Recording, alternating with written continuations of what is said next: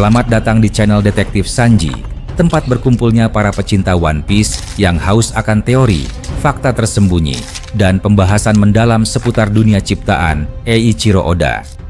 Di sini, kami tidak hanya mengikuti alur cerita, tapi juga menganalisis setiap petunjuk, menghubungkan fakta-fakta kecil yang sering terlewat, dan mencoba memecahkan misteri besar seperti siapa Joy Boy sebenarnya, apa tujuan sejati pemerintah dunia, hingga sejarah abad kekosongan yang selama ini ditutupi.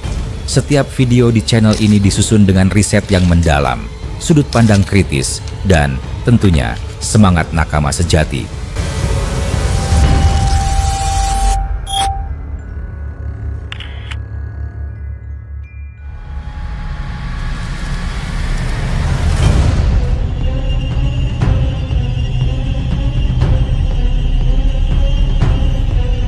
Chapter 1161 dari One Piece menjadi titik api baru dalam lautan teori yang selama ini tersembunyi di balik kabut cerita besar Oda.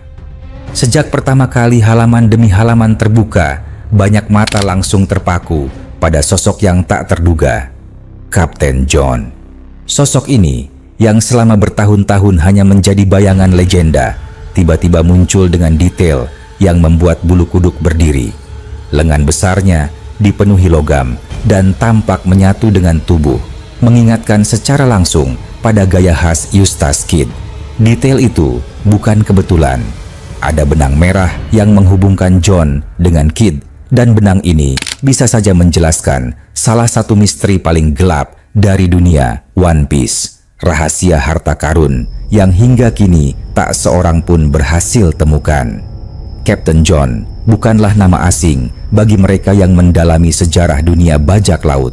Ia bukan hanya sekadar anggota Rocks Pirates, melainkan figur yang dalam banyak spekulasi dianggap sebagai salah satu pilar penting kelompok itu. Rocks Pirates sendiri sudah menjadi simbol teror, simbol dari era kegelapan bajak laut di mana kekuatan dan keserakahan berpadu menciptakan badai yang menelan pulau-pulau. Dalam keributan God Valley, John hadir bersama nama-nama besar lain, namun nasibnya setelah itu menjadi kabur. Dari kabar samar, dari desas-desus yang disebarkan para pedagang keliling, satu hal tetap melekat pada John. Harta karun yang begitu besar hingga membangkitkan kerakusan siapapun yang mendengarnya. Namun, jalan hidup John jauh dari kisah kejayaan. Setelah meninggalkan Rocks, ia membentuk kru sendiri, berlayar ke laut lepas, merampas, menaklukkan, hingga mengumpulkan kekayaan yang tak terhitung. Namun berbeda dengan banyak kapten lain yang setidaknya memberikan secuil bagian untuk para pengikut, John menyimpan semuanya untuk dirinya. Emas, permata, pusaka, bahkan barang-barang misterius dari bangsa-bangsa kuno ia simpan rapat-rapat, tak membiarkan siapapun menyentuhnya. Keserakahan itu menjadi kutukan. Perlahan, kebencian meracuni hati para kru. Dan di suatu malam, ketika bulan tertutup awan, pengkhianatan pecah. Pedang-pedang yang seharusnya digunakan untuk melindungi sang kapten justru menancap berulang kali ke dadanya. Darah mengalir, tubuh jatuh, dan nyawanya padam dalam pengkhianatan yang dingin. Kematian John tidak berarti akhir.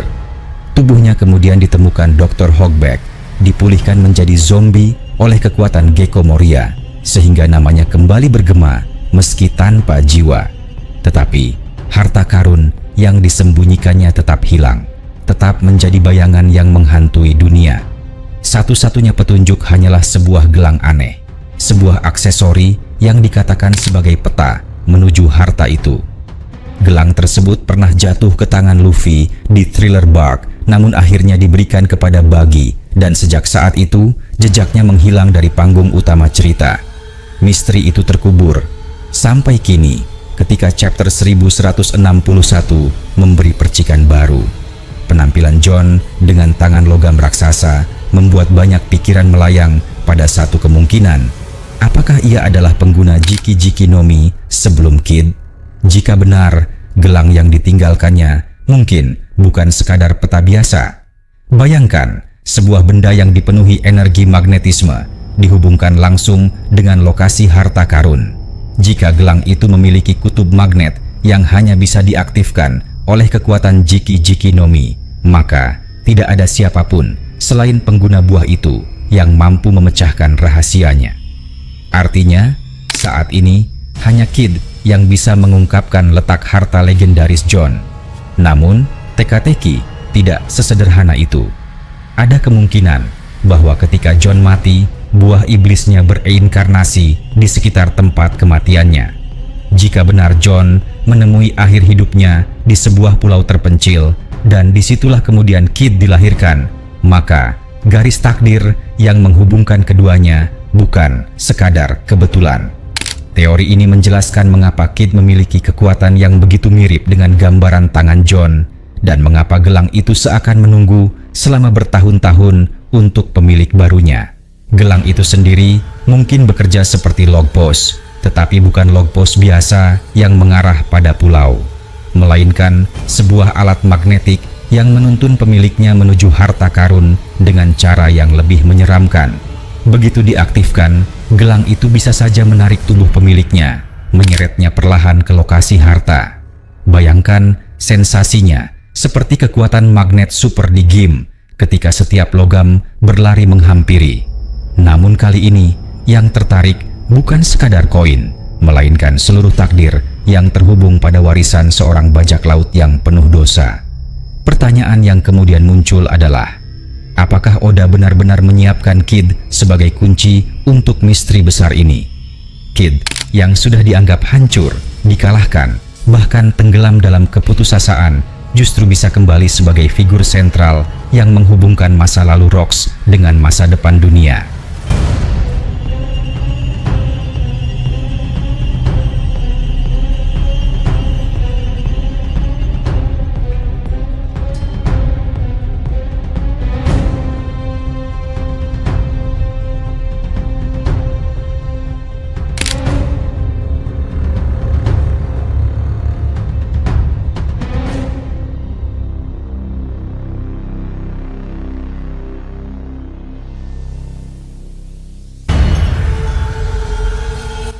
Jika gelang itu benar-benar hanya bisa diaktifkan oleh pengguna Jiki-Jiki no Mi, maka semua jalan menuju harta John akan bermuara pada Kid. Tidak ada Shanks, tidak ada Luffy, tidak ada Buggy, hanya Kid yang memegang kunci itu. Namun, di sisi lain, ada kemungkinan besar bahwa keserakahan John telah menciptakan peta yang hanya dirinya sendiri bisa gunakan. Dengan kata lain, gelang itu hanyalah jebakan, simbol dari sifat egois yang bahkan setelah mati masih menyiksa orang lain. Jika benar demikian, maka siapapun yang mencoba menggunakannya hanya akan tersesat dalam pencarian tanpa ujung. Tetapi, jika buah itu memang bereinkarnasi pada Kid, ada peluang tipis namun mengerikan bahwa ia bisa menjadi orang pertama yang benar-benar membuka jalan menuju harta tersebut. Bayangkan sebuah adegan. Kid berdiri di tepi laut dengan gelang di tangannya. Magnetisme mulai bergetar, tubuhnya tertarik, langit mendung bergemuruh, dan setiap partikel logam di sekitarnya bergerak liar. Laut bergelora, pulau-pulau bergetar, dan perlahan arah menuju harta John terbuka. Harta itu mungkin bukan sekadar emas atau perak. Bisa jadi ada rahasia yang jauh lebih berbahaya, sesuatu yang terhubung dengan Void Century, atau bahkan senjata kuno yang mampu mengguncang dunia. Nama Captain John sendiri memiliki gema yang aneh. Dalam sejarah dunia nyata, ada figur bernama Captain William Kidd, bajak laut yang terkenal dengan kisah harta karun tersembunyi. Nama John Kidd di dunia nyata seakan terpantul dalam One Piece melalui Captain John dan Captain Kidd. Sebuah ironi yang mungkin sengaja dimasukkan Oda sebagai permainan takdir. Dua nama yang bersatu, dua generasi bajak laut yang dipisahkan waktu, namun disatukan oleh konsep harta karun dan pengkhianatan. Misteri semakin dalam ketika mengingat nasib Shanks kecil yang konon terjatuh ketika bayi, menghantam kepalanya hingga bagian lembut tengkoraknya rusak. Banyak yang menganggap detail kecil ini hanyalah humor khas Oda, namun bisa jadi itu adalah petunjuk tersembunyi. Dalam dunia di mana setiap detail memiliki makna, Mungkin cedera itu berkaitan dengan cara Oda ingin membangun simbol keterhubungan antara tragedi masa lalu dan jalan besar di masa depan. Jika semua potongan teka-teki ini digabungkan, terlihat gambaran besar yang jauh lebih rumit. Captain John dengan keserakahannya menciptakan warisan berupa gelang yang misterius. Kematian mengikat buah iblisnya untuk dilahirkan kembali di dekat tempat tragedi itu. Kid muncul sebagai pewaris kekuatan, meski tanpa menyadari beban sejarah yang dibawanya. Gelang masih ada, harta karun masih tersembunyi, dan seluruh dunia masih belum menyadari bahwa jawabannya mungkin berada di tangan seorang bajak laut yang dianggap gagal. Bab 1161 menjadi titik penting. Dari sini, jalan cerita bisa membawa Kid kembali ke panggung utama, menjadikan harta John sebagai kunci dari alur yang jauh lebih besar. Jika gelang itu terbukti benar-benar bekerja, maka akan ada momen dramatis ketika magnetisme mulai menunjukkan arah.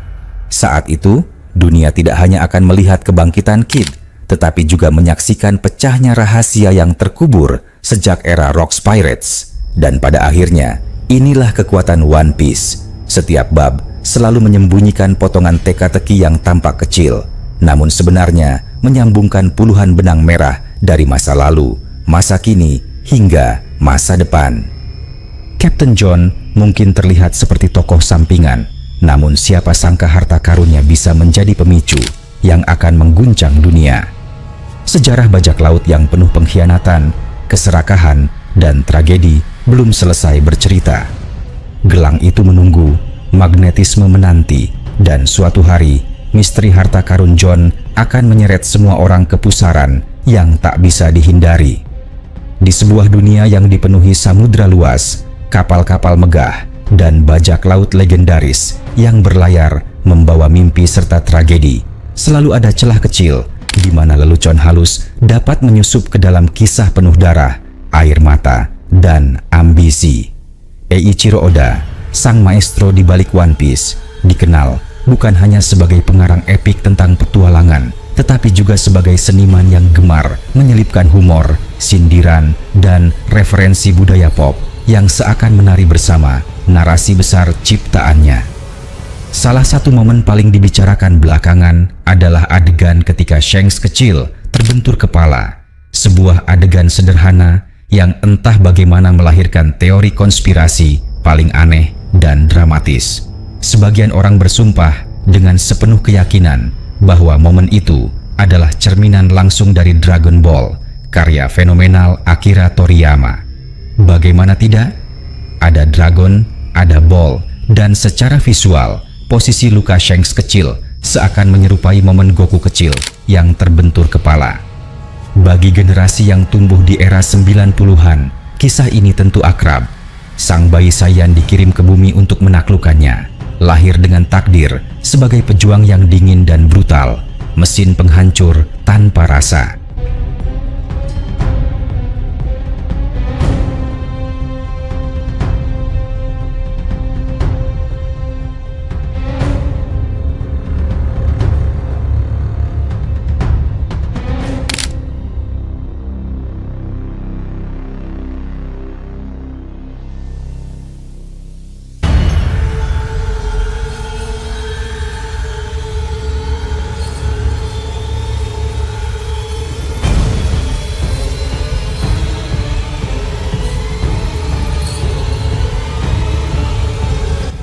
Namun sebuah kejadian kecil mengubah segalanya. Benturan keras di kepala membuat sifat agresifnya lenyap, menjadikan Goku pribadi yang polos, baik hati, dan penuh kepedulian.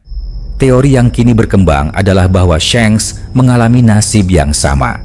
Lahir dengan darah Vigarland yang disebut-sebut penuh kegelapan, ditakdirkan untuk mewarisi kebengisan. Lalu sebuah benturan menghapus seluruh sifat buruk itu, menggantinya dengan karakter mulia yang dikenal sekarang.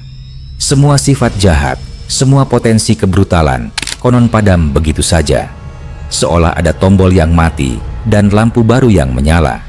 Sebuah gambaran yang dramatis, mudah dipercaya bila hanya dilihat dari permukaan.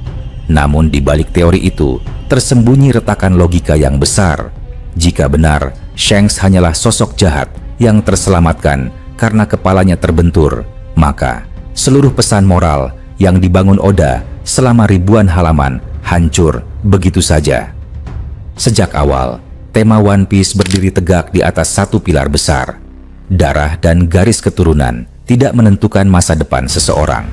Ace, meski anak dari Goldie Roger, bukanlah monster. Ia bukanlah dosa yang berjalan. Ia manusia dengan pilihan, sahabat setia, dan jiwa yang memilih untuk mencintai. Sama halnya dengan Shanks, darah Vigarland tidak otomatis menjadikannya iblis. Momen Shanks kecil yang terbentur kepala bukanlah justifikasi psikologis yang membentuk karakternya. Itu hanyalah perangkat naratif sederhana. Oda ingin menciptakan alasan praktis mengapa Dragon bisa menyembunyikan seorang bayi di dalam peti tanpa membuat keributan. Seorang anak kecil tentu akan menangis, berteriak, atau menolak. Maka adegan tumbukan kepala itu dibuat. Anak kecil pingsan, suara reda, rencana pelarian berjalan mulus. Sebuah trik komedik yang cerdas, sekaligus memberi kesempatan bagi Oda untuk menyisipkan referensi halus pada Dragon Ball. Itulah kekuatan sejati Oda, mampu menjahit humor, referensi, dan plot ke dalam satu benang yang terasa alami. Namun, diskusi tidak berhenti di situ. Justru, dari titik ini, kisah berbelok ke arah yang lebih puitis, lebih berat, dan penuh makna. Bab yang sama menghadirkan sesuatu yang jauh melampaui lelucon visual.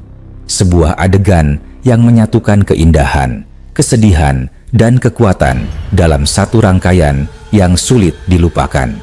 Adegan itu adalah ketika pedang Rigambana muncul. Peony, bunga Cina yang anggun, melambangkan cinta, kecantikan, dan kejayaan.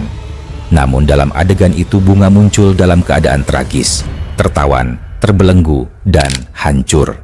Di hadapannya berdiri Somers, sosok antagonis yang dipenuhi duri, simbol rasa sakit, sadisme, dan penghalang menuju harapan. Dua gambaran kontras bertemu, keindahan yang disiksa dan kebengisan yang tertawa puas. Lalu masuklah Rayleigh. Bukan sekadar raja kegelapan yang ditakuti seluruh samudra, bukan legenda yang auranya membuat lawan gentar, melainkan seorang pria yang dihadapkan pada momen paling manusiawi, pilihan untuk bertarung demi cinta. Untuk pertama kalinya dalam sejarah panjang kisah ini, Rayleigh mengayunkan pedang dengan nama resmi Rigambana. Nama itu sendiri mengandung makna yang menusuk hati. Ditulis sebagai Billhook of the Beyond, pedang ini juga memiliki pelafalan yang sama dengan bunga merah Higanbana. Higanbana, bunga araknis yang tumbuh liar di Jepang, adalah simbol kematian, perpisahan, dan pertemuan kembali di alam baka. Hampir setiap penggemar anime atau manga pasti pernah melihatnya. Bunga merah menyala sering muncul dalam opening atau ending, menjadi penanda transisi antara kehidupan dan kematian, antara penderitaan dan harapan. Simbol itu tidak muncul tanpa alasan. Rayleigh dengan pedang Rigambana bukan hanya bertarung melawan Somers. Ia menembus semak duri yang menyakitkan, melewati rintangan penuh darah dan perih, demi meraih kembali bunga yang berarti segalanya baginya. Inilah momen ketika mitos tentang Rayleigh sebagai raja kegelapan runtuh. Tidak lagi hanya legenda menakutkan, tidak lagi hanya simbol kekuatan. Ia menjadi manusia, penuh luka, penuh rasa sakit, namun rela menanggung semua itu demi melindungi cinta. Adegan itu bagaikan lukisan, pedang yang bersinar, bunga yang merintih, duri yang merobek, dan air mata yang jatuh. Tentu, selalu ada pihak yang salah mengerti. Komentar-komentar muncul, mengatakan bahwa Rayleigh kehilangan auranya ketika menangis. Sebuah pernyataan konyol yang mencerminkan betapa rapuhnya pemahaman sebagian orang tentang makna kekuatan sejati. Air mata bukan tanda kelemahan. Justru di dalamnya terdapat keberanian untuk menyingkap sisi paling rapuh dari diri sendiri. Rayleigh telah berkali-kali menangis. Saat Roger dan krunya bubar, air matanya jatuh. Saat Whitebeard, salah satu titan laut, menghembuskan napas terakhir, Rayleigh kembali menangis. Saat melepas Luffy, ia pun berlinang. Tangisan bukanlah kehilangan aura. Tangisan adalah aura itu sendiri, terwujud dalam bentuk yang berbeda.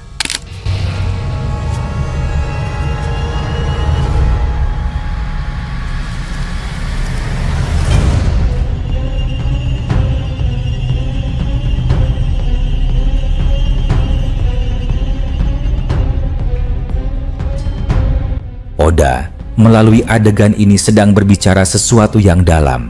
Kekuatan sejati bukanlah menghindari rasa sakit, bukan juga menutup hati agar terlihat kuat. Kekuatan sejati adalah berani menerima rasa sakit, mengakuinya, dan tetap melangkah. Rayleigh dengan Rigambana di tangannya menebas duri bukan hanya di dunia nyata, tetapi juga dalam simbol kehidupan. Duri adalah penderitaan, darah adalah harga, dan cinta adalah tujuan.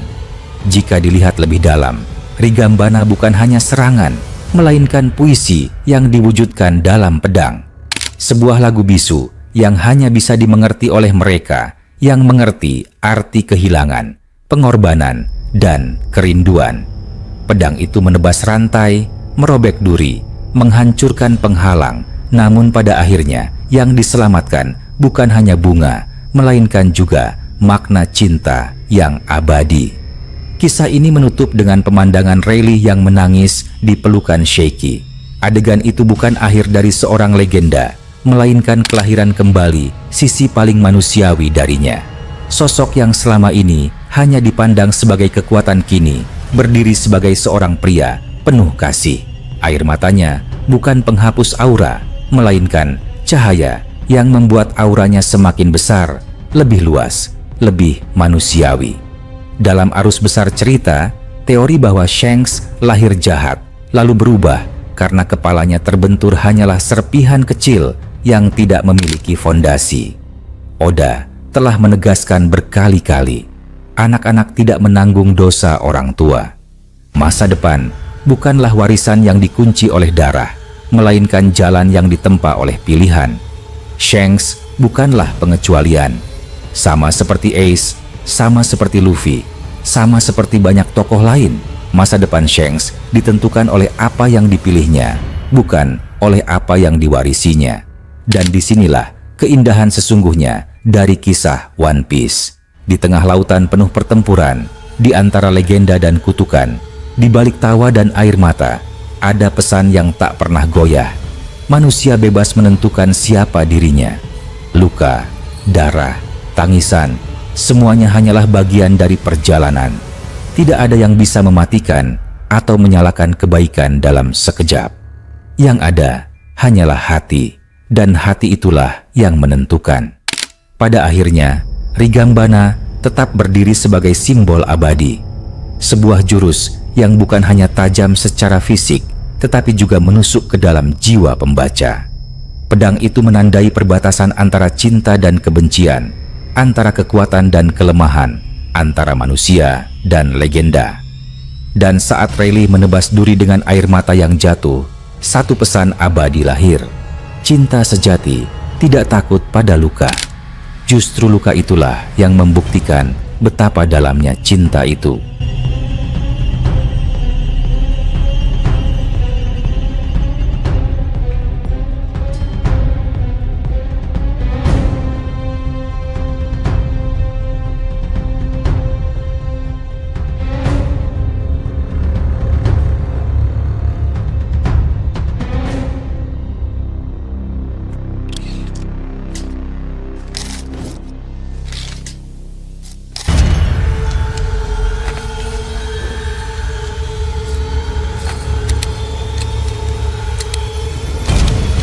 Terima kasih sudah menyaksikan video ini sampai selesai.